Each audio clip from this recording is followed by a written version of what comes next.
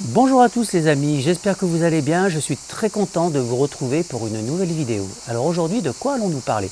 Alors aujourd'hui, on va parler des micros de studio, lequel choisir et surtout ne pas se tromper. Alors bien sûr, on ne va pas se mentir, il existe une multitude de micros. Si on prend par exemple les Neumann, qui sont vraiment la référence, tels que les téléphones Ken. Alors il faut savoir qu'avant d'acheter un micro, il faut avoir le matériel adéquat, parce que si vous achetez un micro très cher et que vous n'avez pas le matériel qui suit, ça ne sert à rien. Alors pour commencer, il faut déjà vous équiper d'une très bonne carte son, ça c'est important. Alors moi je peux vous conseiller une actuellement qui est au top du marché, c'est Apollo Universal Audio. Moi je vous conseille celle-ci parce que c'est une des meilleures.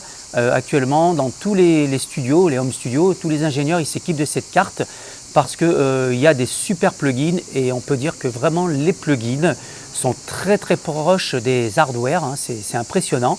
Donc voilà, alors moi je vous conseille une Apollo, après bien sûr vous pouvez choisir une carte à votre choix. Voilà, alors par contre ce qu'il faut savoir, c'est que quand vous allez vous équiper d'une carte son, il ne faut pas oublier de traiter la pièce, ça c'est très important. Parce que si par exemple vous allez vous équiper de votre petit home studio dans votre chambre et que la pièce n'est pas traitée, le problème c'est que vous allez avoir un effet de réverbération et ça peut être gênant. Alors après bien sûr vous pouvez aussi vous équiper d'un reflection filter, ça c'est vraiment bien. Vous mettez ça derrière le micro et votre voix va être complètement neutre. Alors moi je vous conseille de bien traiter votre pièce parce que moi dernièrement il m'était arrivé d'aller faire une prise de voix dans un home studio et la personne donc avait équipé son home studio dans un garage et sa pièce n'était pas traitée et malheureusement quand j'ai réécouté ma maquette j'avais l'impression d'avoir chanté dans une salle de bain et ça c'est pas terrible. Donc voilà, faites très attention, surtout vous vous équipez bien d'une carte son, vous traitez la pièce et là vous allez voir que vous allez vraiment dans des qualités de confort standards qui sont vraiment être très bien. Parce qu'il faut savoir que si l'enregistrement du départ est loupé, vous faites une prise de voix, si le son est saturé ou même qu'il y a de la réverbération, vous pouvez aller dans le meilleur studio du monde. Si c'est mauvais du départ, c'est irrattrapable. Voilà. Après, le conseil que je peux vous donner, on va en venir pour le micro. Moi, je vous conseille, avant d'acheter un micro, c'est quand même d'aller chez le vendeur et d'aller l'essayer.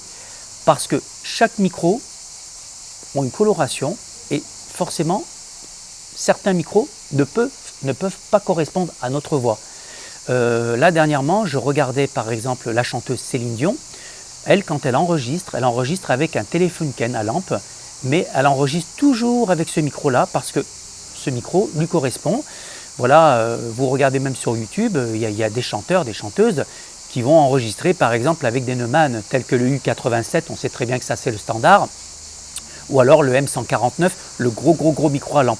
Mais moi je vous conseille quand même toujours, avant d'acheter un micro, d'essayer parce que quand c'est quand même une somme telle que 3 ou 4 000 euros, ça vaut quand même le coup d'aller se déplacer, d'aller chez le vendeur, d'essayer le micro. Parce que voilà, c'est assez important. D'ailleurs, tous les ingénieurs du son, avant de vous faire une prise de voix, vont peut-être vous faire essayer un ou deux micros parce que certains micros peuvent correspondre à votre voix. Moi, je vois là dernièrement, j'ai été faire un disque, j'ai enregistré sur un U87, c'était magnifique. C'était vraiment super. Voilà, donc le U87 correspond très bien à ma voix et il y en a d'autres, peut-être que ça ne va peut-être pas correspondre. Voilà, faites ça. Avant d'acheter le micro, vous allez à Marseille, n'importe où. Moi je dis Marseille parce que j'habite pas très loin, je suis dans le sud. Mais voilà, ça vaut le coup quand même s'il faut faire 50 ou 100 km, d'aller se déplacer et quand même d'aller essayer le micro. Voilà, et vous verrez qu'avec une bonne carte son, un traitement sur la pièce avec un micro, c'est même pas la peine d'aller en studio. Vous faites ça chez vous, vous pouvez faire un bon produit et je vous garantis que c'est bluffant. Voilà mes amis, cette vidéo elle est terminée, j'espère qu'elle vous aura plu, n'hésitez pas à la liker, de mettre un pouce bleu et de vous abonner. Et puis quant à moi, je vous retrouve très vite dans une prochaine vidéo et puis je vous dis à très bientôt mes amis, à bientôt, ciao.